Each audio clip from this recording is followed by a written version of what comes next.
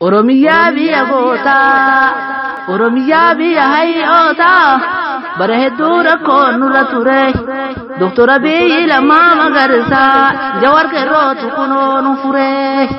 Waraabessi bara hedduu sagalnutti suusatti lafaa fuudhaa tokkotaa buusee jedhu dharaashirra tateessaatti sana fuutee agarmu jedhee asitti bira darba qeerroo irra jajjabaasii abdii sabaa lafatee natti bal'oo kanumaa wajji ambaasii rakkoon kalee darba garaa kiyya naraasaa dhallee xiqqaatti rakkoo sinima jira Oromoo kooltaanee nutti wal wajjin fura. Rabbillee numaa jira hiyyaadina ana dura. Gaafa goonni geerra dubartiin ilchite Oromoo ta'uu kenna farmaa farki nutti sunillee saniin tahee Oromoon diina ofii yoom takkaa dheessite. Imalarra waan jiruuf akkana keessa bahee warra afran qalloo kun hargee gahe erga imalaaf bahee hundumatu dubbisa dhiisuun silaa hin ta'u isa wareegameeffatana buutee dhabne manni haala kaa'u. Dhiiraaf dubartiin jedhaa hunda nama jaalataa ishee bakki saaphaloo ishee Muhammad Rashaad Abdullee seenatu yaadata. Wanti maqaa dhaheef isinuu beektan tanan barreessan tun qubeeteessanii seenaan keessan ni jiraata. Baraaf waggaa yoomuu isinii deemtani. Gootonni lakkaa warra yeroo hin qabu Oromoo Kiristoosiif jaarraa abbaa gadaa ni yaadatanamu. Gootonni Oromoo takkaa lamaa kanaan bari lakkaamu. Kakaalee dubbatan kaantu nama laala. Harka kasseene baadiyyaaf magaalaa. Ammas bakar waan ina yaadate garaan seenaan hafee jira. Buutiree ajala. Har'a waan hin beeku garatu na daaqa ijjiin maani. Waan hunda yaadadhee dhimmiitii uummataa isa gaafa kaanii abbaan wareegamee haati wareegamnaan kan hin ilmaani. Dhumuun taanaan diinaan farkallaan asiin awwaalasaa asiin daangaa eegu bakka irra jiru hargee ta'uu koo namuu akka beeku. Waan hundaan badhaatu dachii kee gabbataa xiqqaa guddaan kan kee hunda wal jaalata. Kakaluufa golleessi ma iyyaafata ka yaadaan miidhame gaaddisa keessatti hafuura baafata. Magaalotaan ta'e hardimiif galamsoo machaaraa fi dhubboo biyya ijaaranii hin kenninu gubboon. Ciroo fi mi'eessoo bordotteef gololcha nagaa hin jenne dursana of olchaa. Nagaa fayyaa jirtu anis nagaa qabaa. Waan darbe yaadadhee sagal qalbii caba mata haaraa karaa awwadaa ilaaloo achirraa miicata madaasa bokkootii dhiiga dhangala'e isa wareegame san isin gaafataaf addunyaan ergisa akiraa jannatan rabbi haqa dabsu haa godhuuf raafata.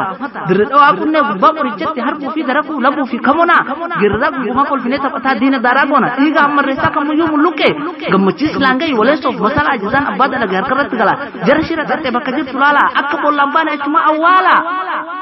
Bala bukkis coba qilee waacuuf qobboo dhugaa dubbata malee Oromoon hin sobu calanqoof dhangaggoo doobbaa fi haramaaya waa dubbachuu fedhe gaaddisiisan gaya barataaf barattuun barsiisaa dabalee warri haramaayaa hundinuu nagaya baraabariiniif akka feetan taya gaara mul'ataatiin baddannoo ol baya bitaaf mirga laalee wanta wallaalee miidhagina dachee ofumaan haasaya waan fedhe haasa'uu sanarra hin laalinaa waan darbe yaaddaniinarraa hin daaqinaa xulloo dafee furaa hinteeriif caccarii duun wal sabbar jiraannu foolii xiirroo fi bacceessaa ija karraa Lagahar baddeessa abookee irraa mari aadaaf duudhaa qabna odaa bultuun gorii kunnee fi madhichoo hancar laga waddeessaa aadaan ofii faaya qabadha jabeessa nguddoo walgahee biyya nuu eebbisa odaa bultuun bal'aa yaa gaddisiisaa hamaan isin argin gaariin isin darbin dubbatee dubbisaan hinaaftuun hinaafaan hundinuu hijaabu wanti nuu hin tolle jedhanii eebbisan warri abbaa gadaa odaa jala boree amma jajjabaanne misooma guddifne yeroo lollusu lolle diina ofirraa qolle siree saaddoo gahe irir gooroo gadii anumalaalchaa fuudur biyyaatti gadi hirnaaf langaa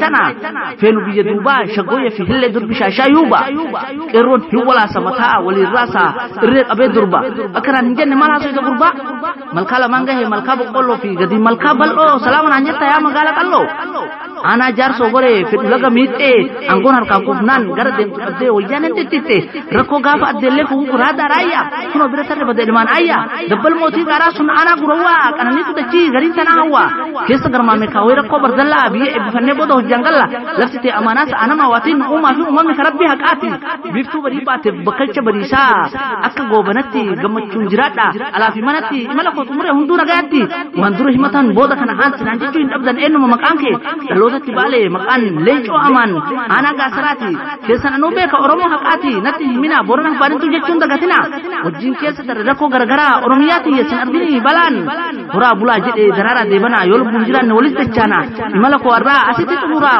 ogodaay baddeessaa boree mujuu furaa nagaa naa tura.